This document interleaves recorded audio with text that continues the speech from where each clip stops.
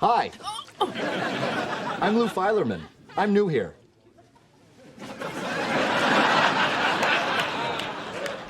Hey, Walter, what is the deal with that guy? He's Lou Filerman. He's new here. Hey, your coffee stain looks like Fidel Castro. You've been an enormous help.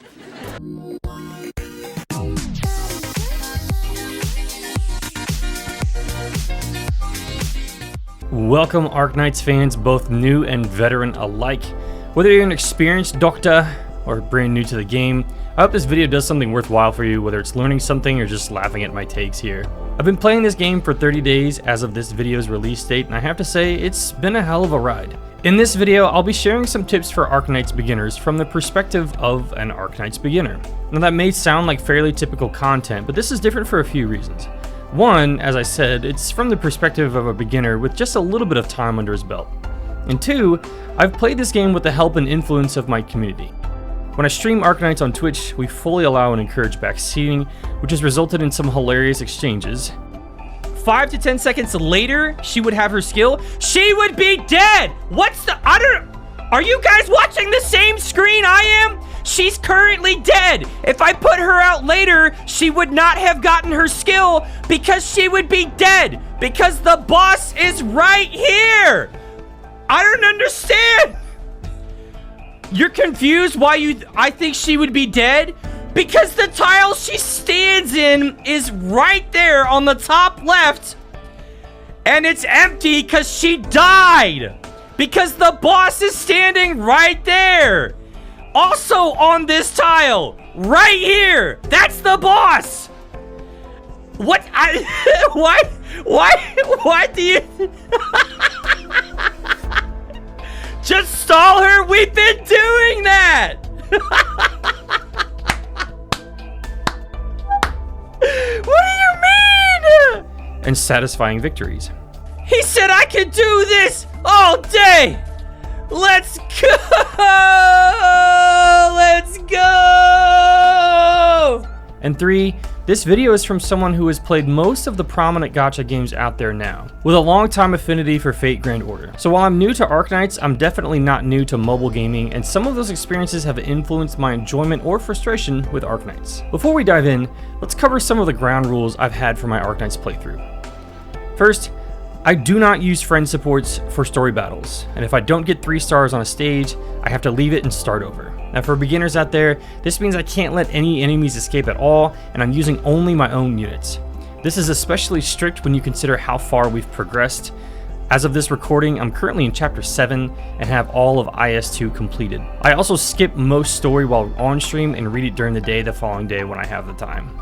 For you veteran players out there who are wondering how that much progress in that amount of time was possible, you should know that I was not working my day job for most of these first 30 days due to the birth of my son. Turns out it's easy to grind a lot in Arknights when your biggest worry for the day is making sure to let a little guy sleep as much as he wants. So now that you know the conditions surrounding my first 30 days and some of my potential biases, I want to make something very clear. I do not claim to be an expert, and I hope to see the insights and perspectives of other players, whether you're a new player, an experienced one, or something in between, in the comments below. These tips are my opinions and perspectives, not some set of gospel truths.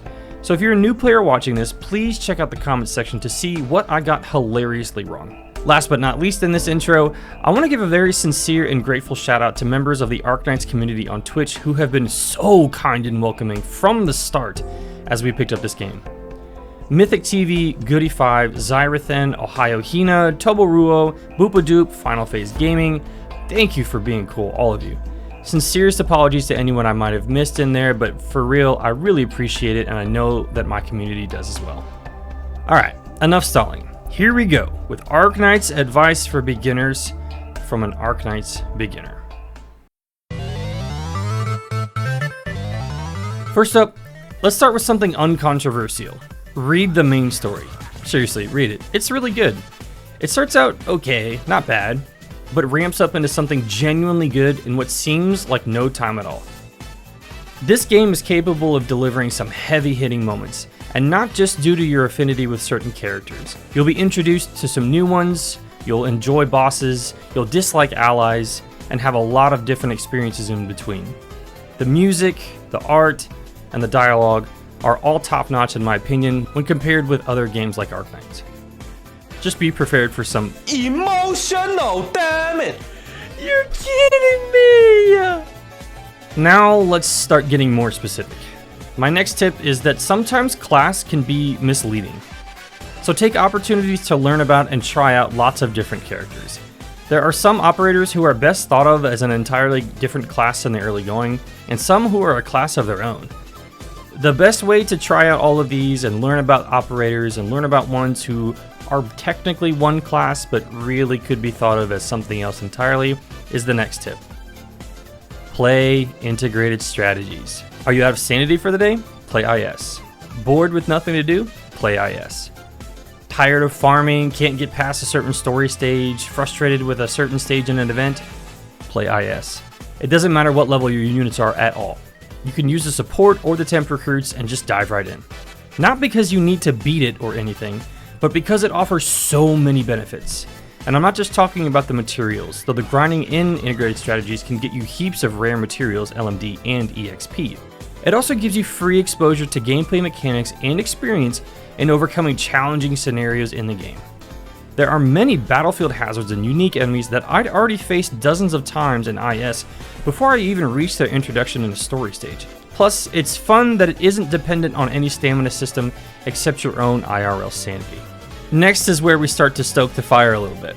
I do not recommend Myrtle as your first E2. A lot of people will, I don't. In fact, my recommended first E2, unless you have a character you really like, or you get some OP 6-star or 5-star that you really want to level first. If you don't know who to level, you don't know who to take to E2, but you know you want to take someone to E2, take Perfumer. That's right, Perfumer. Now the rationale for rushing to an E2 boils down to one of two motivations. One, you really want an E2 so that you can borrow friend supports who have much stronger units with higher skill levels and probably much higher rarity than what you have available to you in the early going. The other rationale for rushing an E2 is to have that cornerstone operator in your roster, someone who can either carry you through from a damage perspective or from a support perspective. Now, unless you fall into the former category where you're really looking to be carried through everything, you just want to use supports, you don't really care about challenging yourself for your own roster's capability, you just want to get through everything as quickly as you can. I would argue that you don't need any of that for the first 4 chapters at least. I would argue a little bit farther than that, but to be conservative, we'll say the first 4 chapters. You don't need all that DP, and you certainly don't need to borrow a friend's support to get through those. When she hits E2, she gains a passive that will give some operators HP over time. Perfumer does that anyway, and a Perfumer at E2 is much less likely to get killed throughout much of the early or mid-game stages. Now, I want to make something very clear here. You should take Myrtle to E2 at some point, but for your first E2 or even one of your first E2s, I simply don't recommend it. You can definitely get by with Plume and Fang in the early going, even if you don't have any other vanguards of your own at 5 or 6 stars. Plume and Fang are plenty, they can hold it down, they can give you DP, and they do so at a pretty reasonable cost. If you're not looking to just get carried, if you're simply looking at it from a logical perspective, honestly, Perfumer is going to be the way to go, and the HP cushion will be nice to have to keep her on the field, to keep your operators on the field as they level up and progress as well. It's false. No way. Not this time. We created it. Not this time. No, not this time. It's totally made up. Pure fiction. It's fiction. It's fiction. The next piece of advice is kind of a harsh truth more than anything. It's not really something that I want people to plan around. Certainly start the game whenever you want, but there are 2 starting periods for new players: during an event and not during an event. The latter is a massive handicap compared to when there is an event going on. Now, during an event, yes, you won't be able to do all of the stages. I know I certainly couldn't during Heavy Rain's event, but I made sure to get her. I made sure to grind to get her pot 6. She has been an absolute stalwart cornerstone in my account. Love Heavy Rain. She's been great. But if you're not starting during an event, you're missing out on so many easy materials, so much LMD, so much experience. There's a ton of things baked into events in this game, including nice welfare operators, that you simply won't have access to early on unless there's an event going on. Now that being said, if you start the game and there's not an event going on, that's fine. Look forward to the next one. Play integrated strategies here and there. You can grind a little bit of materials, resources, LMD, etc., etc. But if there is an event going on, do the event. Do the event. It doesn't matter how much you can do, just do some of it. Because the amount of resources and materials that you can get from it wildly outpace what you can get in early story stages. Very much worth it, and it's going to be worth the grind and the headache as well. Story can wait. Story will always be there. Those stages are not going anywhere. But events, however, they're a little bit more sporadic in availability. Sometimes they're gone and they'll come back later. Pay attention to what it is, see if there's an event going on, and take advantage of it, because the difference between starting during an event and not starting during an event is huge. The next piece of advice is about grinding. So, right off the bat, I'll tell you, most Arknights veterans are going to assume that a new player is going to grind. That's the prevailing assumption that I have seen. When people tell you that you can beat almost everything in the game with 4 stars and below, there are a lot of hidden caveats. It takes a lot of grinding, several weeks of it if you don't start during an event, just to get your account ready for even mid-game story content. Everything is a lot of grinding in the early going. Much more than any other gacha I've played, which as I said earlier is most of them.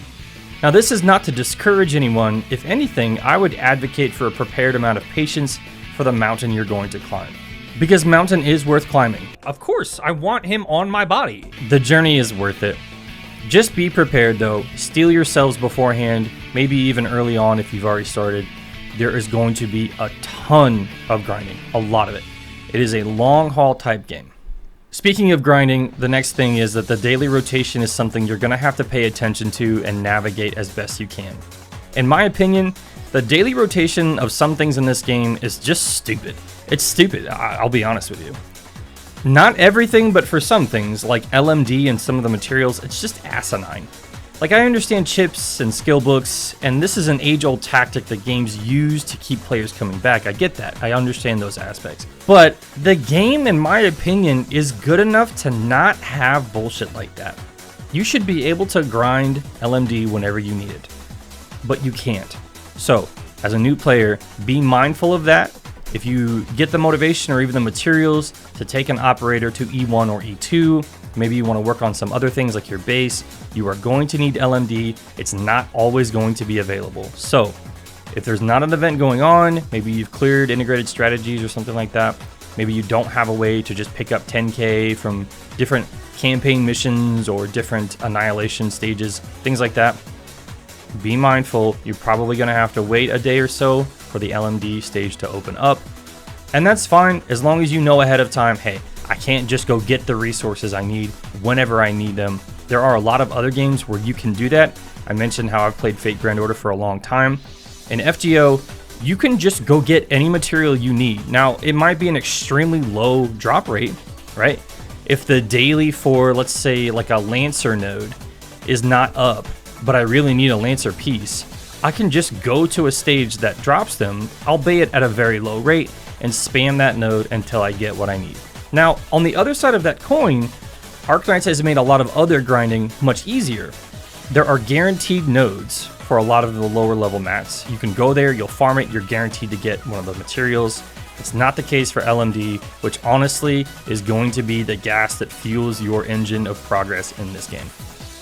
Now for this next one, I need all the veteran players to skip this and just go to the next segment. Just go to the timeline down there and click on the next segment, and you don't even need to hear this. You know what? This is gonna bore you. So just skip on ahead.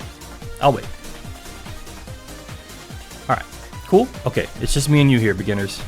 Listen, now that they're gone, you need to know. Arknights veterans have Stockholm Syndrome. They are hostages. They are walking around their everyday lives wearing scuba suits, but the air tanks are filled with copium instead. These people eat, sleep, breathe, and shit copium.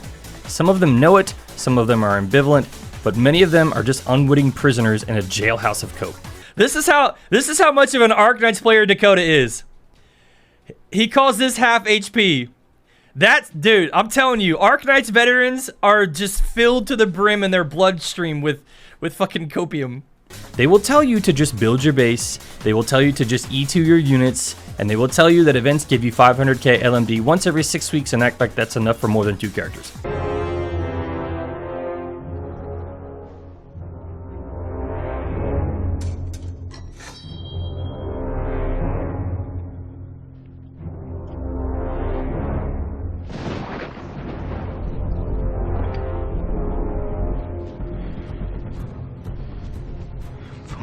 cause you the pain that you've caused me. First, we'll see who's behind the mask. I can look into your eyes as you die. Peace. No. It can't be. Now, it's not their fault. They're gone. They are lost to the cope. So treat them like you would when visiting your grandparent in the nursing home who keeps asking when you're going to buy a house or have kids. Just nod along politely while silently holding on to the truth that they are detached from the current reality and they don't even know it. Now, we're just going to keep this between us because they sometimes lash out when confronted with their own ignorance like the boomers they are. Alright, I'm glad I got that off my chest, and I'm really glad they didn't hear it. But just keep in mind, they're from a different era. Next up is one of my favorite pieces of advice, and that's 3 stars. 3 stars can be the backbone of your roster for most of the game. They're absolutely the most clutch operators in the game in my early experience, and I highly recommend making it a priority to max them as soon as you reasonably can. Now, some of them are incredibly strong for their rarity, but overall, they can cover your roster's deficiencies in a lot of other ways. If you're keen on being able to auto all of the daily farming nodes, you can do it with them if you invest in them, which is far cheaper than their higher rarity counterparts anyway, and they will prove their worth in a wide variety of other stages as well. Plume, Cruz, Fang, Malantha, Cardi G, Spot, and others have been cornerstones of my playthrough so far. I've also used 2 stars like 12F, Noir, and Rangers extensively as well, and I highly recommend maxing them also. Now, shifting gears from 3 stars, we'll talk about the gacha. The gacha in Arknights is extremely giving. You may not get what you were going for, but nearly everything that you get can be useful, and nearly all 6 stars you get instead of the rate up can be game changing. Arknights is unique in that most of the highest rarity operators go into the general pool, so if a new operator comes into the game, they are probably not limited. There are very, very few limited operators. So most of the 6 stars are in the general pool. They can spook you at any time. Honestly, I think that's kind of a good thing. If you're going for a specific op, yes, it can be painful to have to deal with all of those non-rate up 6 stars appearing. I get that. But for early players, the gacha is going to give you a lot of great things. Last up, let's talk about the game itself as a whole.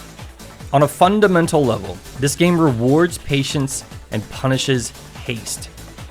Recruiting takes hours, grinding takes days, and clearing modes like IS-2 or fully completing an annihilation stage can take weeks. This has been the biggest lesson I have had to learn, and if you ever watch me on stream, you'll see that I'm still trying to adapt to it every single day. It is unlike any other game for both good reasons and bad, but no matter how you perceive the Arknights experience, it will help to be patient. You'll see this in your battles as well. If you rush to put everything out there, a lot of times the stages will absolutely destroy you because they'll lull you into a false sense of security before overwhelming your forces with a brand new strategy that you'll have to try to adapt to. So overall, approach this game with a cautious mindset at all times. So there it all is. Veteran players, I want to hear from you in the comments below. Some of these things that I've said, maybe they are pretty milquetoast and you can't really disagree with them. Maybe some of them you do disagree with. I definitely want to hear about it one way or another. Beginner players, I want to hear what you've learned as well. What are some things that you've picked up? What do you think other beginner players should learn about or hear about or be told in the early going? Thank you so much for watching. I hope this was beneficial or at least entertaining. I wish you good luck in the events and your roles to come. Take care of yourselves, and I'll see you next time.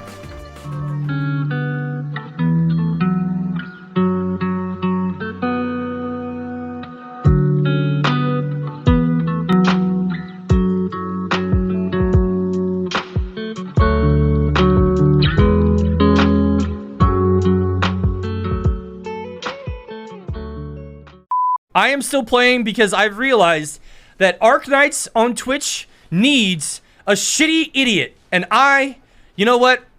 I can be your hero, baby. Goody, I cannot believe that you just came up with that groundbreaking, pioneering discovery. Oh my god, you've opened my eyes to a new... Yeah, I fucking know I need more damage, dude, because they're not dead. If they were dead, this wouldn't be a problem.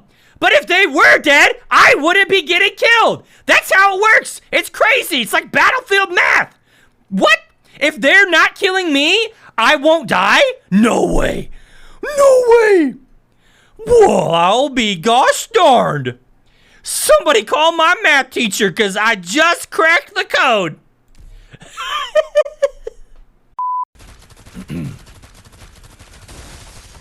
Oh my God. See, look. Look. Now what do we do? The tile's covered. I can't put a range unit there. Our best laid plans gone to ruin. Adjust? Did you just expect me to have brain cells to be able to like think on the fly and like be flexible with my strategy?